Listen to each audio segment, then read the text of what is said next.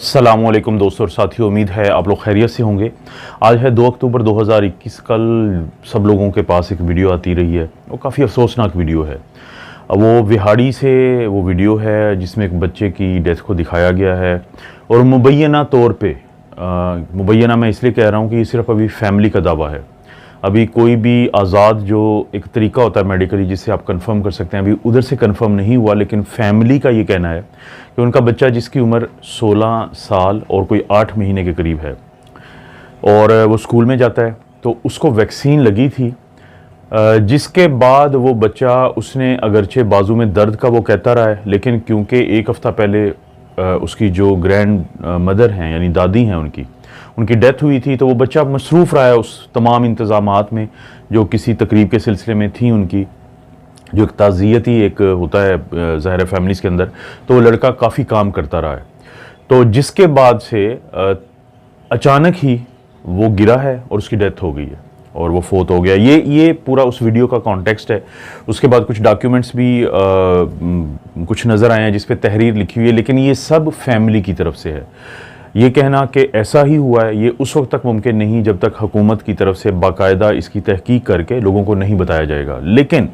इस वीडियो के नतीजे में पाकिस्तान भर में काफ़ी ज़्यादा जो खौफ पाया गया, ख़ास तौर पे जो वालिदैन हैं वो पहले ही बहुत परेशान थे अपने बच्चों को लेके, उनकी वैक्सीनेशंस को लेके, वो अब मज़ीद परेशान हो गए हैं। इस बारे में मेरी क्या राय है, मैं सिर्फ अपनी एक वीडियो का हवाला दूंगा कि जब से मैं वीडियोज़ बनाता हूँ कोविड पे, तो मेरी शायद एक वीडियो ऐसी है जिसमें डाटा मैंने वो शेयर किया था जो बज़ाहिर ऐसे लगता है कि मैं वैक्सीन के ख़िलाफ़ बात कर रहा हूँ, हालांकि मैं कभी भी वैक्सीन के ख़िलाफ़ बात नहीं करता। मैंने डाटा शो किया था कि वो बच्चे जिनकी, और ये तहकीकी भी था, ये कोई अपने पास से बनाया हुआ डाटा नहीं था, ये एक ट्रायल हुआ था, जैसे मैं आप लोगों से पहले भी शेयर करता रहता हूँ। उस ट्रायल में ये साबित हुआ था कि वो लड़के जिनकी उम्रें 12 से 15 साल हैं, जब उनको मैसेंजर आरएनए टेक्नोलॉजी वाली वैक्सीन लगाई गई, जिसमें फाइज़र भी है, मॉडर्ना भी है, लेकिन खसूसी तौर पे ये फाइज़र की बात हो रही थी उसमें,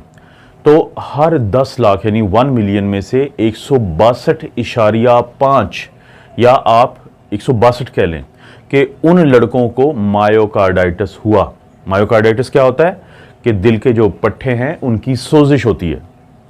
अब जो दिल के पट्टों की सोजिश होती है उसमें कोई ना कोई चेस्ट पेन या बाजू में दर्द की कंप्लेंट कर सकता है बच्चा ये कह सकता है कि वो जब उसके दिल की धड़कन ज़्यादा है, उसको सांस की तकलीफ़ महसूस होती है, आप उसको डॉक्टर के पास लेके जाते हैं, या जिन्होंने वैक्सीन लगाई है वो आपको ये बता देते हैं कि आपने फ़लाँ जगह पे रब्ता करना है ताकि ईसीजी हो, बाकायदा डॉक्टर चेक करे, दिल के एंजाइम होते हैं ट्रोपोनिन्स वो किए जाएँ, दिल का अल्ट्रासाउंड होता है जिसको हम एकोकार्डियोग्राफी कहते हैं वो की जाए, जिसके बाद पता चलता है कि वाकई है मायोकार्डाइटिस या नहीं है। और मैंने ख़ास तौर पे बार बार आप लोगों से रिक्वेस्ट की थी कि अगर आपके घर में लड़का है, आपका बेटा है, आपका भतीजा है, आपका भांजा है, आपका फैमिली का कोई और मेल मेंबर है जिसकी उम्र 12 से 17 साल है और उसको मैसेंजर आरएनए की वैक्सीन लगती है, तो खुदारा अगले 2 हफ्ते उससे फिज़िकल एक्सर्शन या जिस्मानी काम मत करवाएं, क्योंकि ये बहुत ज़रूरी बात है। क्योंकि मायोकार्डाइटिस में बाज़ अरिदमिया, क्योंकि हमारा जो हार्ट है ये एक पंप है, ये हमारा एक पंप है जो जब हम पैदा होते हैं उस वक्त से लेके जब हम मरते हैं उस वक्त तक मुसलसल काम करता है। तो इसके जो पट्टे होते हैं वो इसकी पूरी कुव्वत है जो इसको देते हैं। अगर किसी को आइटस हो जाता है यानी सोजिश हो जाती है, तो आप खुद देखें, अगर आपकी हाथ की उंगली पे सोजिश हो जाए तो आप उसको इस्तेमाल में नहीं ला सकते, क्योंकि सोजिश में वो दर्द होता है, सोजन होती है, आपका वो एरिया रेड हो जाता है और वो काम करने की सलाहियत से किसी हद तक महरूम होता है। तो जब कोई एक्सर्शन करेगा, जब कोई जिस्मानी काम करेगा, तो उसके दिल को ज़्यादा काम करना पड़ेगा। दूसरी तरफ उसको आइटस हुआ है, मायोकार्ड आइटस हुआ है, उसको सोजिश हुई है, तो जब उसके ऊपर वो दबाव पड़ेगा तो हो सकता है खुदा ना खास्ता वो फेल हो सकता है। ये लड़के की मैं बात फिर दोबारा करूँगा कि ये मुबैना वीडियो है, ये हुकूमत का काम है कि वो इसके ऊपर तहकीक के बाद लोगों को बताए। लेकिन उस जो स्टडी मैंने आप लोगों से शेयर की थी तो उसमें एक तो ये बताया गया था, और दूसरा वो तमाम लड़के जिनकी उम्रें 15 से 17 साल हैं, जिस कैटेगरी में ये बच्चा भी आता है, लड़कों की बात कर रहा हूँ, उनमें हर 10 लाख में से 94 यानी 94 जो बच्चे थे उनको मायोकार्डाइटिस हुआ। और ये जो बच्चे थे सारे जिनको मायोकार्डाइटिस हुआ, इनमें से 86% 86% जो है वो हॉस्पिटलाइज हुए, यानी उनको अस्पताल में दाखिले की ज़रूरत पड़ी। उसके अलावा फिर साथ ही मैंने उसी वीडियो में ये भी बताया था, उस स्टडी को आप लोगों से शेयर करते हुए, कि जो लड़कियां हैं इसी उम्र की कैटेगरी की, चाहे वो 12 से 15 साल की हों, चाहे वो 15 से 17 साल की हों, तो हर 10 लाख में से तकरीबन 13 या 14 लड़कियां थीं जिनको मायोकार्डाइटिस हुआ। अगरचे ये तमाम बच्चे जिनको मायोकार्डाइटिस हुआ उनको हॉस्पिटलाइज किया गया क्योंकि उनको वक्त फौरी तौर पे इमदाद मिल गई थी, जो तिब्बी इमदाद होती है, तो उनमें से किसी की डेथ नहीं हुई या नहीं होती। लेकिन जाहिर है, एक कॉमन सेंस की बात है कि अगर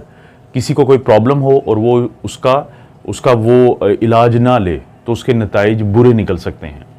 तो इसलिए बहुत सारे पेरेंट्स अभी परेशान हैं, ख़ास तौर पे वो पेरेंट्स जिनके लड़के हैं, जिनके मेल जो चिल्ड्रन हैं और वो स्कूल गोइंग हैं और मुख्तलिफ यानी जो सर्कुलर्स उनके पास आते हैं कि उनको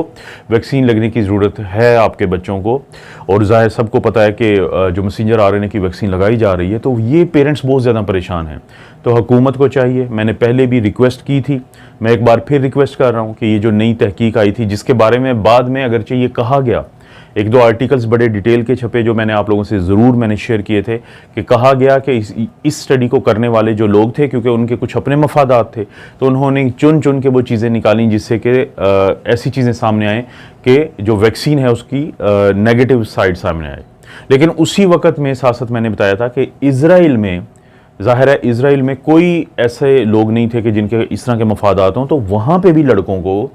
जो यंग थे, जो स्कूल गोइंग थे, जिनकी उम्रें यही थी, उनको मैसेंजर आरएनए वहाँ पे सिर्फ फाइज़र लगती है। वो वैक्सीन लगने के बाद लड़कों को जो हार्ट का ये प्रॉब्लम है, मायोकार्डाइटिस, ये हुआ। इस पर भी मैं वीडियो बना चुका हूँ। तो इसलिए जो पेरेंट्स बहुत परेशान हैं, उनकी परेशानी बिल्कुल जायज़ है, और ये जो वीडियो है इस पर भी हुकूमत को चाहिए कि अपना मौक़िफ़ दे हेल्थ डिपार्टमेंट, क्योंकि नई नवेली दुल्हन की तरह शर्माने की बजाय इस पर बात करना ज़रूरी है, जिसकी वजह से जब वो बात करेगी हुकूमत तो पेरेंट्स कायल होंगे, उनकी बात को समझेंगे, और वो जो अभी लोगों के अंदर एक वो रेजिस्टेंस है वैक्सीन के ख़िलाफ़, तो वो दूर हो सकती है। लेकिन अगर वो हुकूमत बात नहीं करती तो ज़ाहिर है पेरेंट्स इस वक्त बहुत ज़्यादा डरे हुए हैं। कोशिश होगी कोई ऐसी अपडेट हुई तो आप लोगों से शेयर करूँगा। और सेकेंड एक और मैंने वीडियो बनानी है जो बुज़ुर्गों के लिए बड़ी अच्छी उसमें खुशी है, कोरोना से मुतल्लिक़ की बात है, तो वो भी ज़रूर देखिएगा। आप अपना और अपनी फैमिली का ख्याल रखें। अल्लाह ताला आपको और आपकी फैमिली को हर किस्म की बुराई, बीमारी और आजमाइश से महफूज रखे।